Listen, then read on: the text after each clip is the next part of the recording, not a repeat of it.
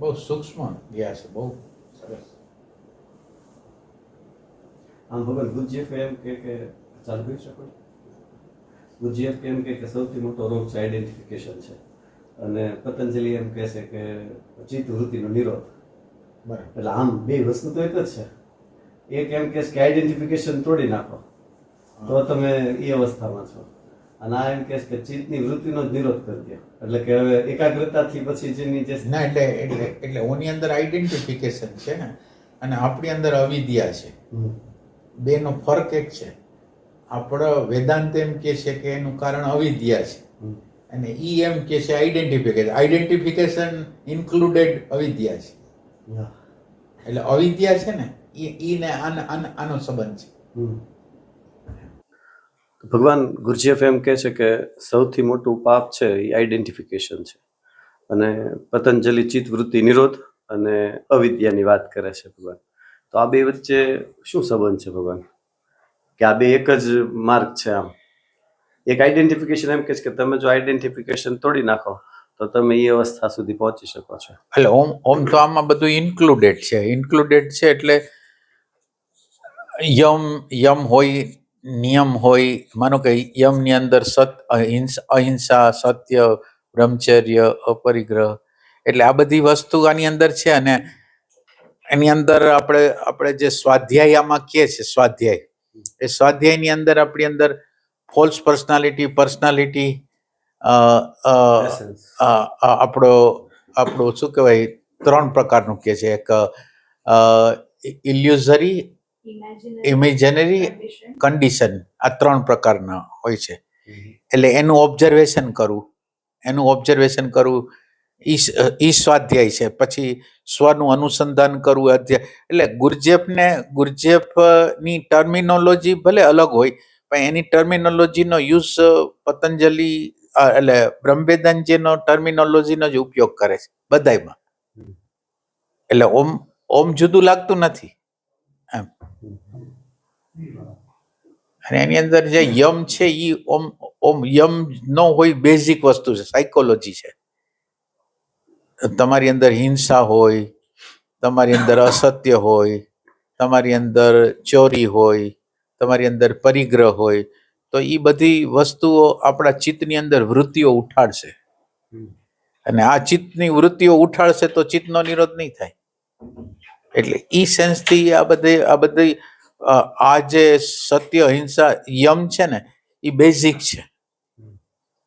અને એની અંદર બ્રહ્મવેદાંતજી એમ કે છે કે એમાં વસ્તુ સાથેનો સંબંધ, વિચાર સાથેનો સંબંધ અને વ્યક્તિ સાથેનો સંબંધ, આ 3 તમારે જો તમને વસ્તુ સાથે સંબંધ ન રાખતા આવડે, વ્યક્તિ સાથે સંબંધ ન રાખતા આવડે ને વિચાર સાથે સંબંધ ન રાખતા આવડે તો ચિત્તવૃત્તિનો નિરોધ નહીં થઈ, આગળ ને આગળ જશે.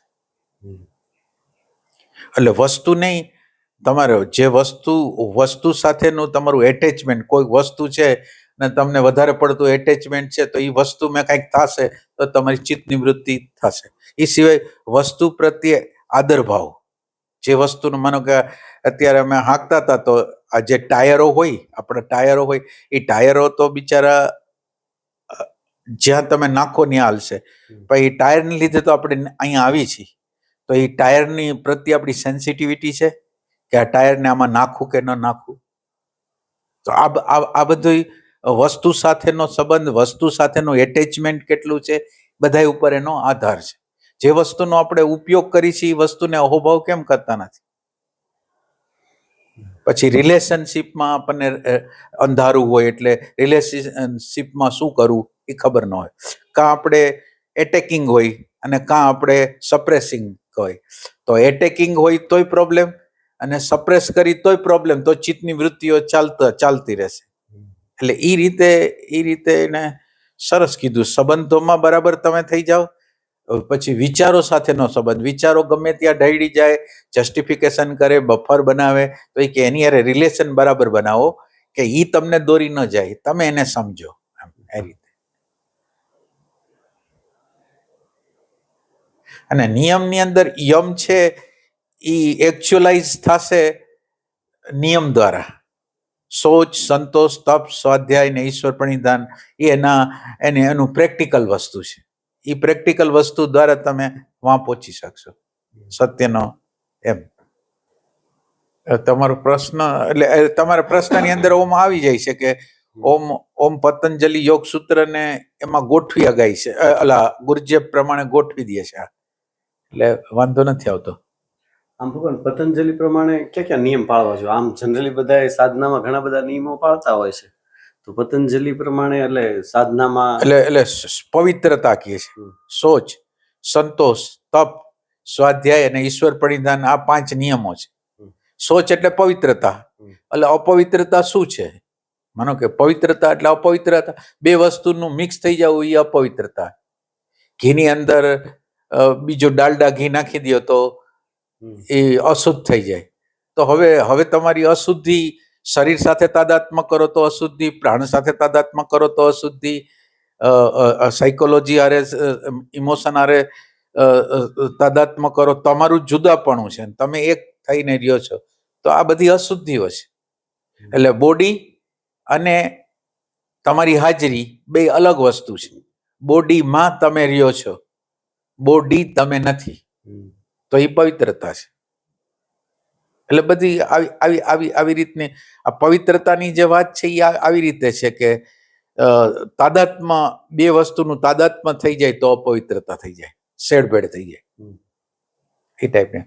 પછી સોચ, પછી સંતોષ છે. આ તો ટૂંકમાં કહું છું.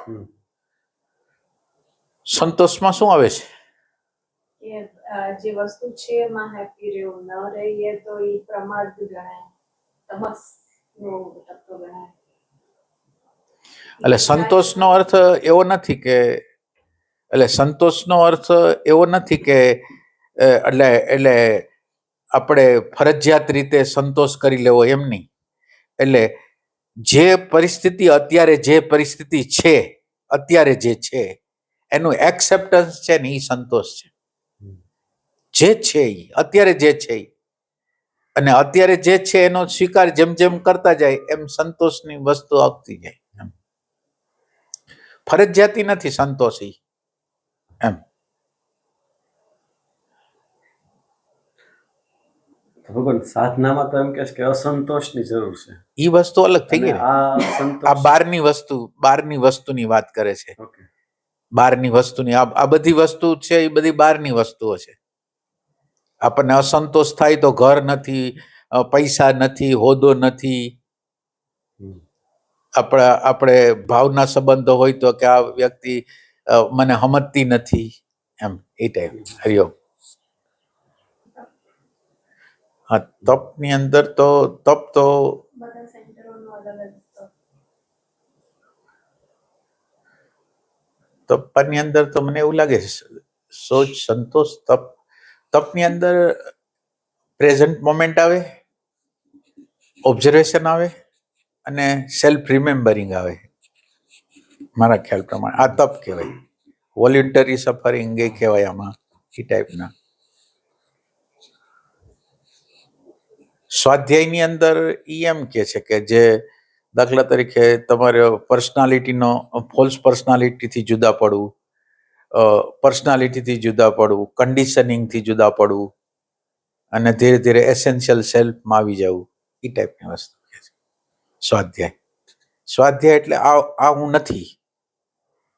સ્વાધ્યાય એટલે એટલે અત્યારે આપણે સ્વ છે એ ફોલ્સ પર્સનાલિટી, એસેન્સ એવું આપણે માની છે.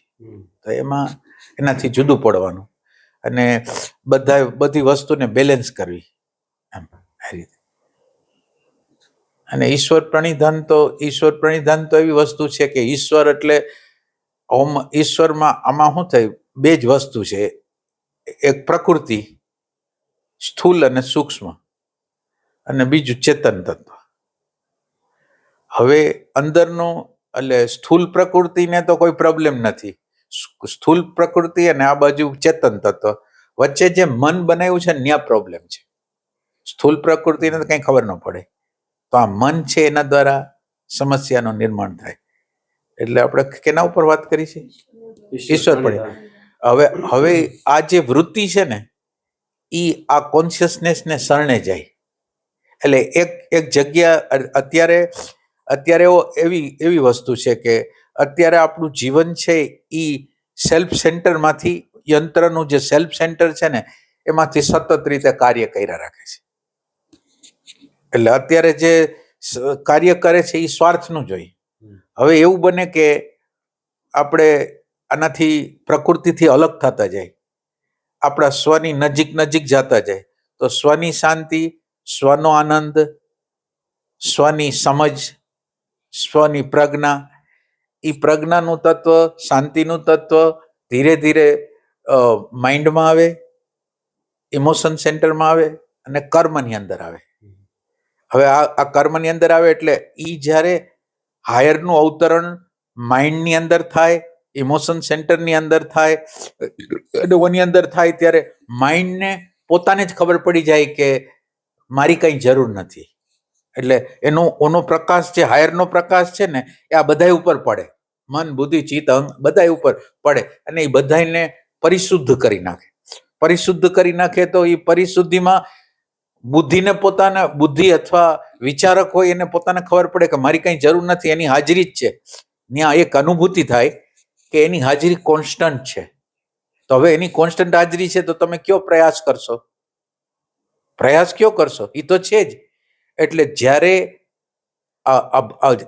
આ જે બુદ્ધિ છે, જેને હાયરનો પ્રકાશ મળી ગયો, એને અન્ડરસ્ટેન્ડિંગ આવી ગઈ કે મારી કંઈ જરૂરિયાત નથી, એટલે પોતે નિષ્ક્રિય થઈ જાય. ઈ શરણાગતિ છે ઈશ્વરની.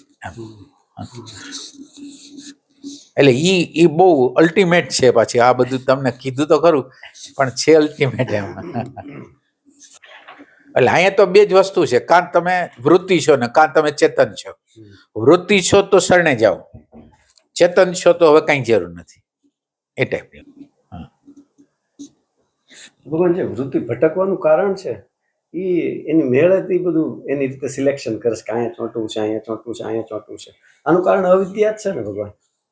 ના, એટલે તમે આપણે એમાં સમજી, આપણા બોડીની અંદર શેનું સર્ક્યુલેશન થાય છે? બ્લડનું.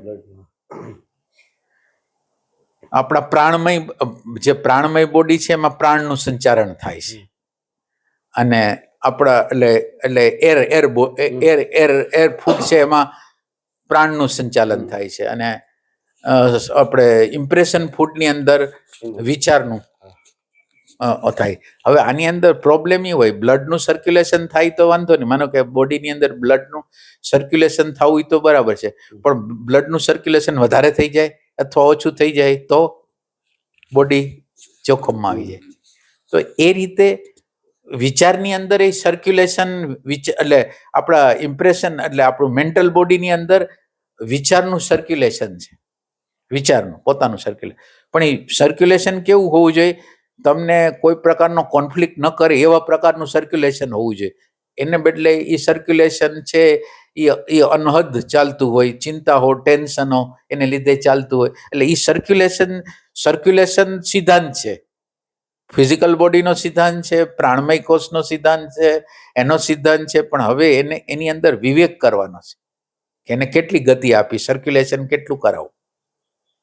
એટલે એને ગતિ કેવી રીતે મળે છે?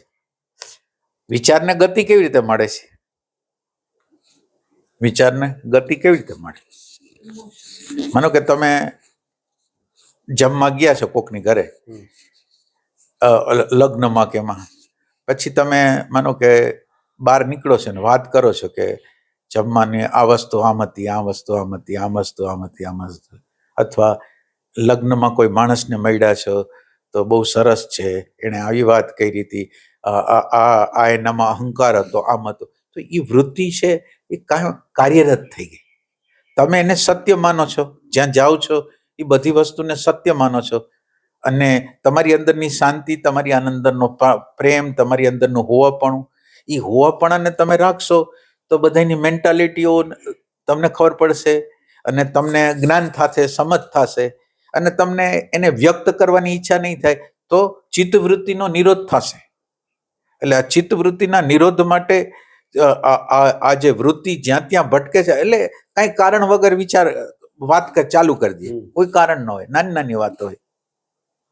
અને નાની નાની વાતોમાં પાછા આગ્રહ, ડિસ્કશનો, એટલે કોઈ મિનિંગલેસ હોય, એમ ફોર્માલિટીઓ હોય, કોઈ કાંઈ ને કાંઈ પ્રકારની ફોર્માલિટી હોય.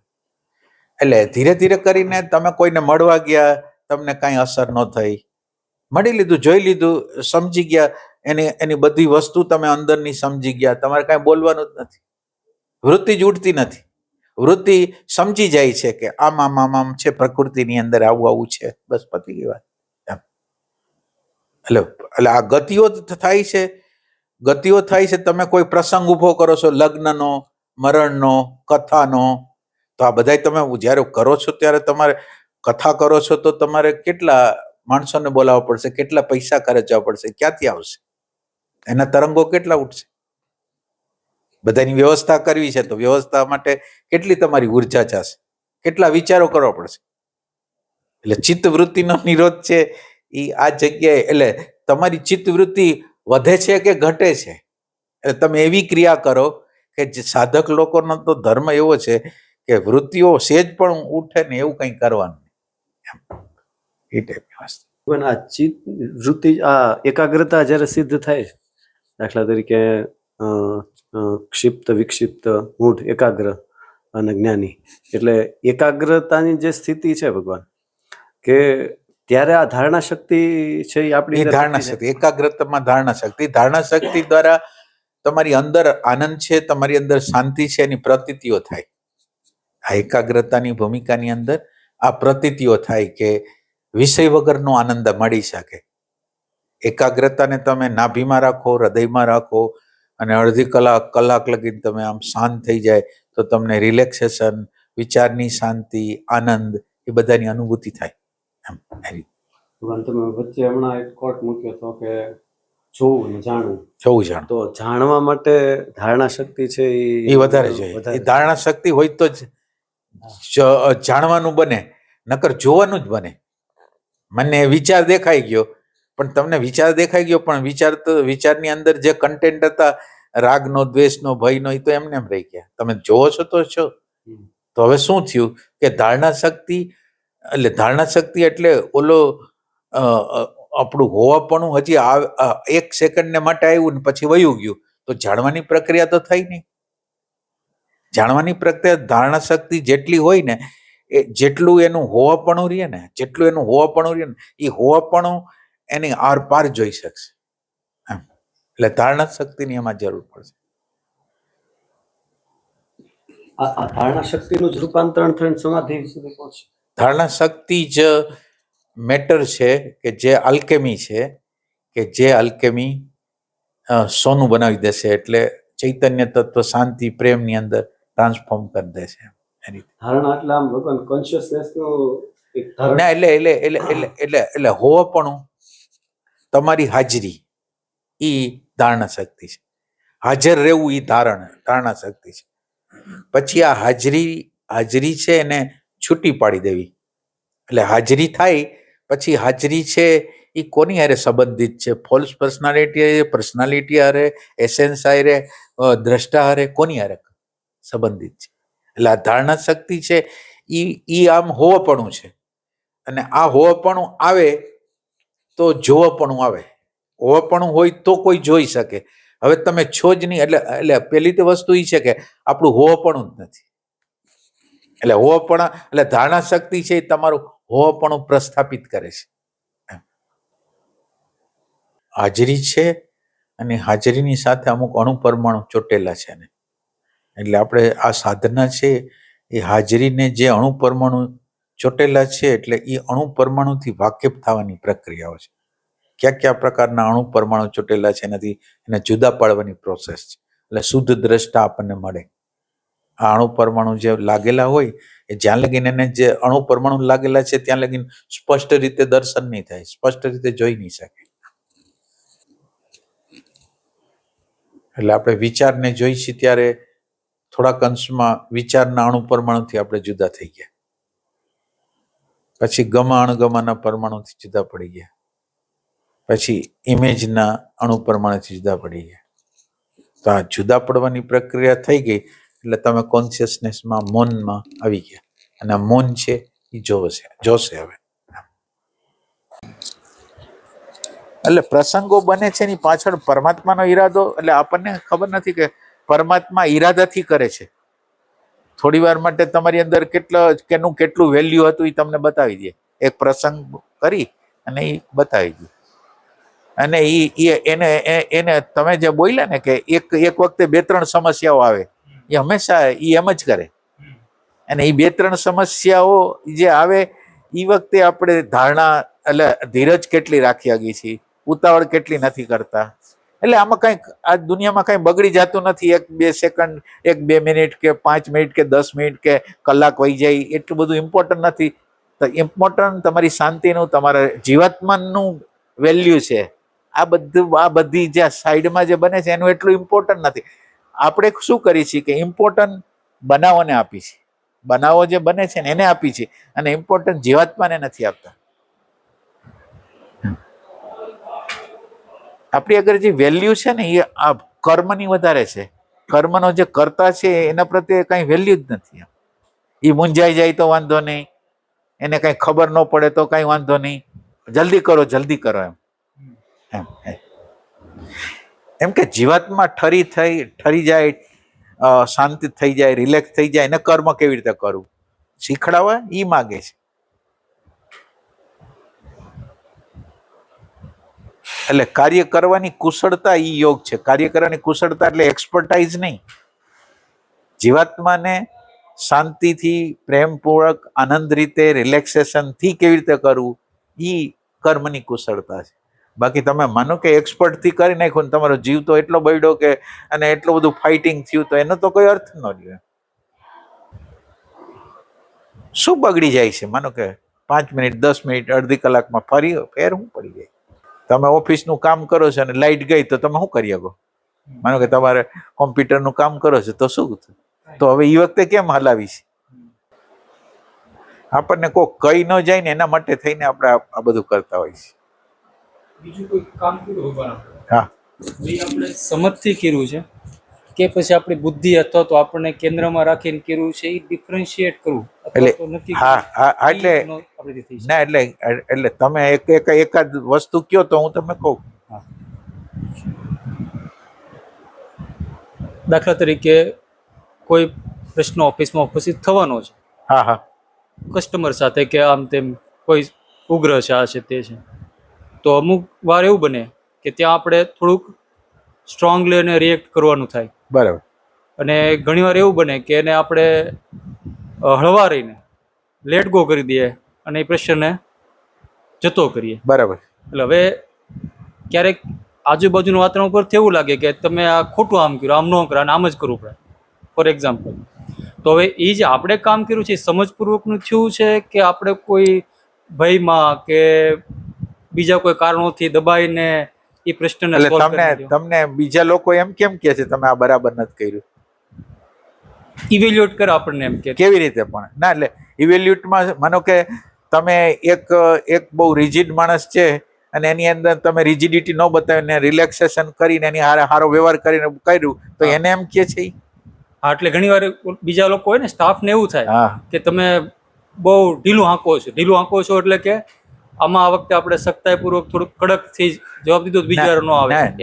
ના, એટલે વસ્તુ કેવી હોય, આ બધી વસ્તુ તો અહંકારની છે. હા, આ અહંકારમાં તો તમને ખબર ન પડે કે આની એરે સખ્તાઈ કરવી છે કે આની એરે સખ્તાઈ કરવી, એ ખબર ન પડે એટલે કોન્ફ્લિક્ટ થવાનો. એટલે હવે એના વિચારને એક બાજુ રાખો. તમારી અંદર શાંતિ રહે, એની અંદર શાંતિ રહે, તમારી અંદર પ્રેમ રહે, એની અંદર પ્રેમ રહે. એના માટે શું કરી શકાય? અને વ્યક્તિ દીઠ અલગ અલગ કરી શકાય. વ્યક્તિ દીઠ વ્યક્તિનો સ્વભાવ કેવો છે એ મુજબ તમારે.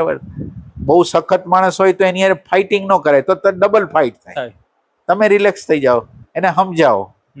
અને ઘણીવાર તમે તમારી શાંતિની એની અસર એના ઉપર વધારે પડે. ઘણીવાર અમારે એક પ્રસંગ, વાત તો કરી જ છે, એક પ્રસંગ અમારે બન્યો હતો. કોક ગાડી ઓલી બાજુ મૂકી આવ્યું હતું. ના, એટલે આપણી ગાડી હતી નહીં, પણ એને એમ લાગ્યું કે આપણી કોઈક ગાડી મૂકી આવ્યા છે. એટલે એટલા બધા બોલવા માંડ્યા. એટલે અમે કંઈક, એટલે મેં કીધું પણ એટલે પ્રશ્ન શું છે મને ખબર નથી પડતી, તમારે શું પ્રશ્ન? એટલે પછી મેં કીધું પછી એણે વાત કરી, મેં કીધું ગાડી તો અહીંની કોઈની નથી, અહીંની કોઈની નથી. તો પછી માફી માંગીને ગયો કે મારાથી ભૂલ થઈ ગઈ.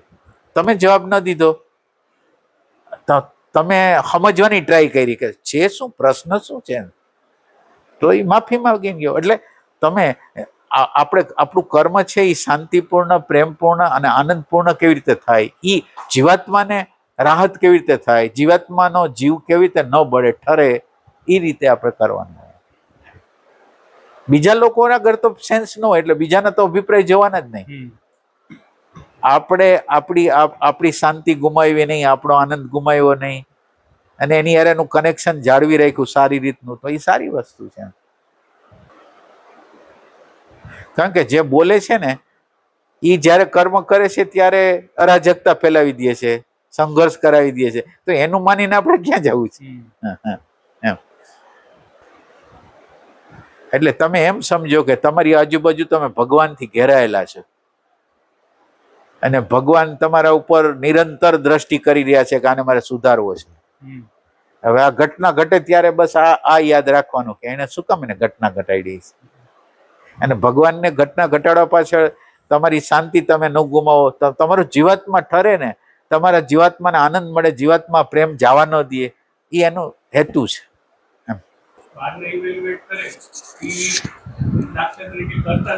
હા હા પછી આ જ પ્રકારનું ઇવેલ્યુએશન આપણું મન અંદરથી કરતું હોય કે આને મેં આજે શાંતિથી જવા દીધો ને, પણ એ આજે નહોતું કરવાની જરૂર. બરાબર.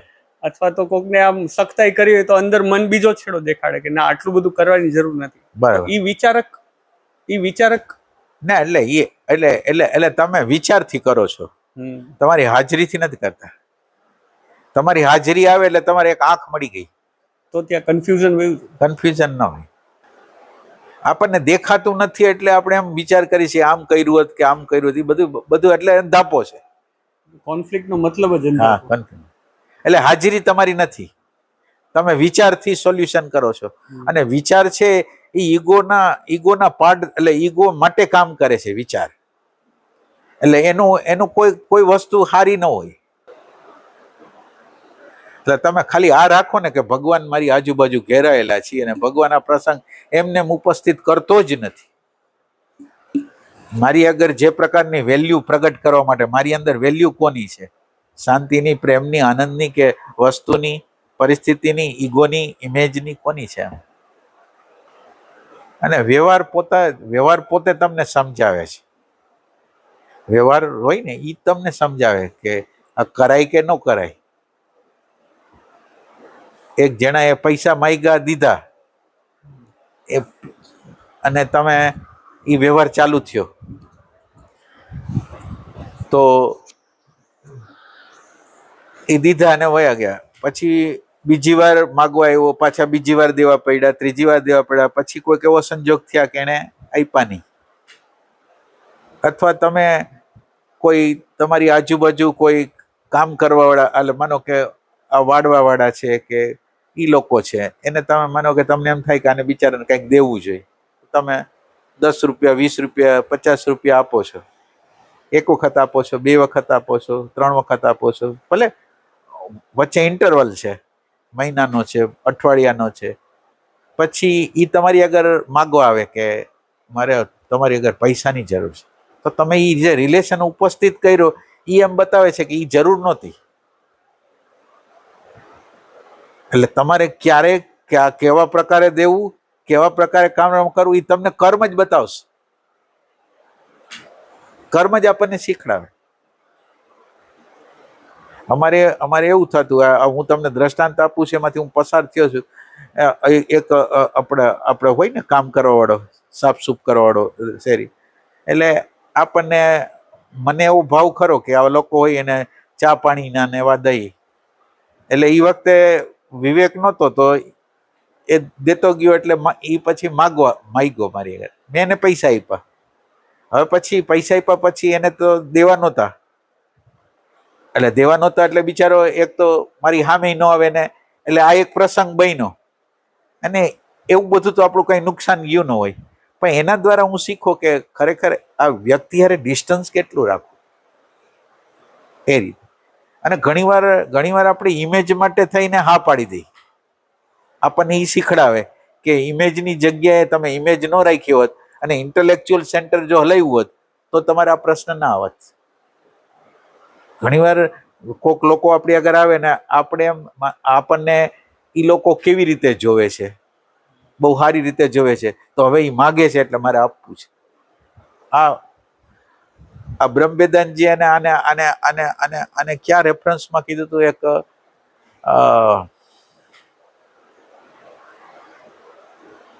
એક ઇમેજિનરી, ઇલ્યુઝરી અને એક ત્રીજું ના એટલે કન્ડિશનિંગ તો ખરું જ, પણ બીજા લોકો મને કેવી રીતે જોવે છે.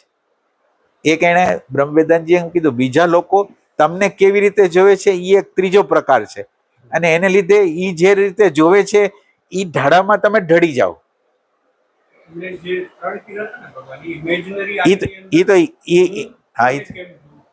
ઇલ્યુઝરી આઈમાં બીજા કોઈ મને જે રીતે જોવે છે એ રીતે હું જોઉં. કન્ડિશન્ડ આઈની અંદર મારી જે માન્યતા કે જે નાનપણથી અત્યારથી જે રીતે હિન્દુ આ કે કોઈ કન્ડિશન જે તમે કીધું એમણે ઇલ્યુઝરી ના આ એક બીજો રેફરન્સ છે, આ એક ત્રીજો રેફરન્સ છે. બીજાની અપેક્ષાએ એ તમને ખ્યાલ નથી. એક એનો પોઈન્ટ છે, એક બીજો પોઈન્ટ છે. એ છે ને 4 થયા. તો એક ઇલ્યુઝરી, ઇમેજિનરી, ઇલ્યુઝરી અને આ ત્રીજો કે બીજાની નજરમાં આપણે કેવા છીએ એ પ્રમાણે. એટલે બીજા લોકો આપણને એવી રીતે સરસ રીતે જોવે છે ને એટલે આપણે એ પ્રમાણે જોઈએ, પછી કન્ડિશનિંગ. આ 4 એમ. Imaginary I am what I perceive myself as. એટલે means something. Illusory I know what others perceive me as. બીજાથી અરે તમે તો આવો ન છો. એ એમાં છે, એ ઇલ્યુઝરી છે. એની પછી કન્ડિશન આય ને જે રિયલ આય. અચ્છા, તો પર્સનાલિટીનો આઈ આમાં કેમ નો આવ્યો? પર્સનાલિટીનો આય ના એટલે એ ઓલો ફોલ્સ પર્સનાલિટીનો કીધો, ઓલો બીજો કીધો, પર્સનાલિટીનો નો આવ્યો આઈ.